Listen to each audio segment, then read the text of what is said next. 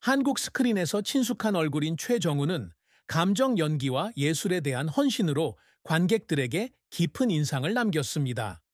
1957년 2월 17일 한국에서 태어난 그는 연극 무대에서의 초기 시절부터 유명 TV 드라마와 영화에 사랑받는 조연 배우가 되기까지 굴곡진 삶을 살았습니다.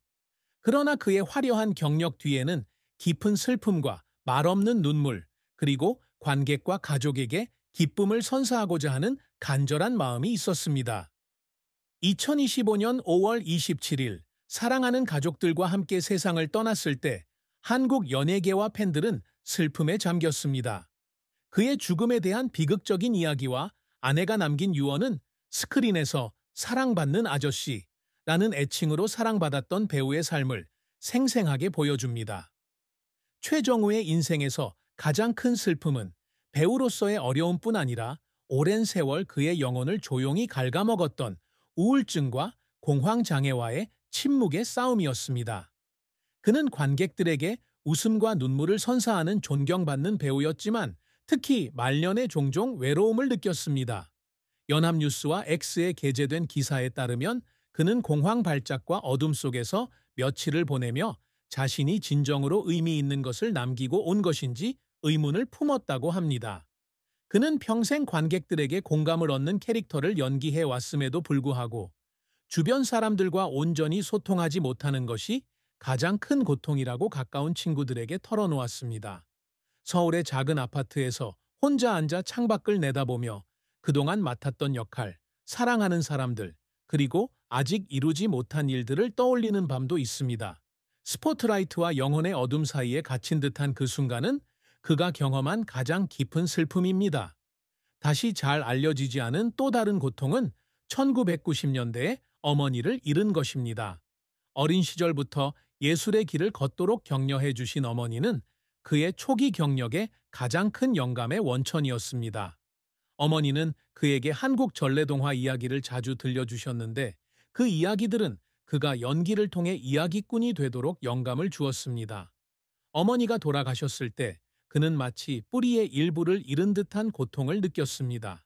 그는 아내에게 거울 앞에 서서 배역 연습을 할 때면 어머니가 어딘가에 앉아 미소를 지으며 자신을 격려하는 모습을 상상하곤 했다고 말했습니다. 그 상실은 그의 가슴에 공허함을 남겼고 그 슬픔은 오랫동안 그를 괴롭혔습니다. 최정우는 눈부신 성공과 눈물겨운 실패를 모두 겪은 긴 배우 생활을 해왔습니다. 그는 1970년대 한국 연예계가 전후 어려운 상황 속에서 아직 발전하고 있던 시기에 연극 무대에서 경력을 시작했습니다. 그는 뜨거운 열정으로 수년간 연기력을 갈고 닦았습니다. 지역 연극의 단역부터 시작하여 1990년 서울 드라마 페스티벌에서 감동적인 연극으로 대상을 수상하며 주목받았습니다. 이 상은 1999년 제36회 동아연극상 나무주연상과 함께 그를 막강한 연극적 재능으로 각인시켰습니다. 1990년대는 그의 연극계 전성기였으며 심술궂은 아버지부터 운명에 얽힌 남자까지 복잡한 인물을 연기하는 능력으로 관객들의 사랑을 받았습니다.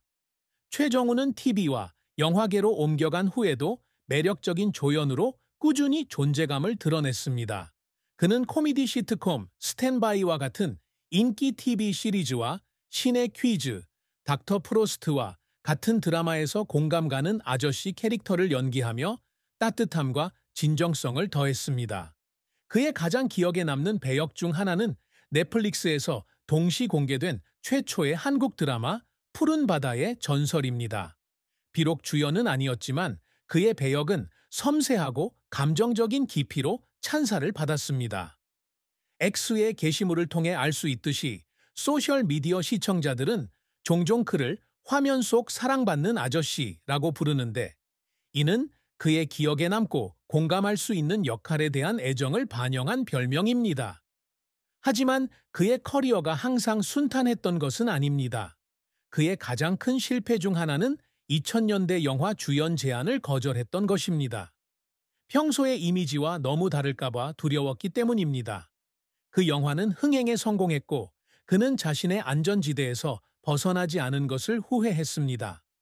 그는 동료에게 그 결정이 자신을 증명할 기회를 놓친 것 같은 기분이었다고 말했습니다. 어떤 날 밤 그는 스튜디오에 앉아 자신의 옛 영상을 보며 울었습니다. 실패 때문이 아니라 용기를 내지 못했다는 자책감 때문이었습니다. 또 다른 어려움은 연예계에서 치열한 경쟁에 직면한 것이었습니다. 조연으로서 그는 종종 젊은 스타들에게 가려졌고, 때로는 자신이 아직 업계에서 자리를 잡을 수 있을지 의문이 들기도 했습니다. 하지만 그는 끈기 있게 작은 역할들을 맡아 기억에 남는 순간들로 만들어냈습니다. 최정우의 노력은 영희뿐만 아니라 각 역할의 진정성을 불어넣기 위한 끊임없는 노력에서 비롯되었습니다.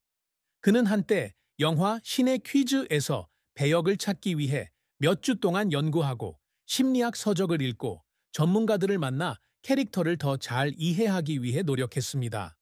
닥터 프로스트에서 감정적인 장면을 촬영하던 중 그는 촬영장에서 진심으로 눈물을 흘렸습니다. 대본 때문만이 아니라 어머니가 겪으셨던 고난을 떠올리며 눈물을 흘린 것입니다. 카메라에 담기지는 않았지만 그 눈물은 예술에 대한 그의 헌신을 보여주는 증거였습니다. 그는 서울의 한 연극 학교에서 연기를 가르치며 젊은 배우들에게 영감을 주고 배역 하나하나에서 진실을 추구하도록 격려했습니다. 이러한 노력은 고된 과정이었지만 그는 2번의 권위 있는 연극상과 SBS 연기대상, KBS 연기대상, 최우수 연기상 후보에 오르는 등 훌륭한 경력을 쌓았습니다. 최정우는 항상 자신의 커리어와 삶에 있어 원대한 목표를 세웠습니다. 그에게 연기는 단순한 직업이 아니라 관객과 소통하고 삶, 사랑, 상실에 대한 이야기를 들려주는 방식입니다. 그는 아무리 작은 역할이라도 관객에게 깊은 인상을 남기기 위해 끊임없이 노력합니다. 에서 그는 유머러스하면서도 의미심장한 대사로 조연을 영화의 하이라이트로 만들었습니다. 그는 자신의 가장 큰 목표는 관객들에게 웃음과 눈물을 선사하여 캐릭터 속에서 자신의 모습을 발견하게 하는 것이라고 말한 적이 있습니다. 서울 드라마 페스티벌과 돈가 연극상에서 수상한 것은 이러한 목표를 성공적으로 달성했음을 보여주는 증거입니다. 그는 연기 외에도 헌신적인 아버지이자 남편이 되기 위해 노력합니다. 가족에 대한 정보는 비밀로 유지되지만 아이들에게는 헌신적인 아버지로 알려져 있습니다. 바쁜 일정 속에서도 아이들을 공원에 데려가거나 이야기를 들려주는 시간을 자주 갖습니다. 또한 자선 활동에도 참여하는데 특히 불우아동을 돕는 단체를 지원하는 데 힘쓰고 있습니다. 그는 이러한 활동이 사회에 환원하는 방법일 뿐만 아니라 특히 우울증으로 어려움을 겪던 시절 삶의 의미를 찾는 방법이라고 말했습니다. 2010년에는 서울에서 열린 자선 행사에서 그의 공헌을 기리는 상을 받았는데 이는 예술뿐 아니라 마음까지 움직이는 일이기에 항상 자랑스럽게 생각합니다.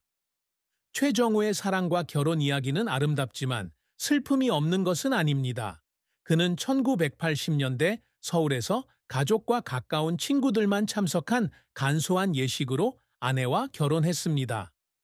연예계에 몸담지 않았던 아내는 그의 인생에서 가장 큰 버팀목이 되었습니다. 두 사람은 최정우가 첫 배역 때문에 어려움을 겪던 시절 공통의 친구를 통해 만났습니다. 아내는 그의 성실함과 열정에 매료되었고 이해와 존중을 바탕으로 빠르게 관계를 쌓아갔습니다. 아이들이 태어난 후에는 육아의 기쁨과 책임을 함께 나누었지만 그의 커리어에 대한 압박감 때문에 종종 헤어지게 되었습니다. 그의 결혼 생활에서 가장 큰 슬픔 중 하나는 영화 촬영 일정 때문에 집을 비워야 했던 시기였습니다.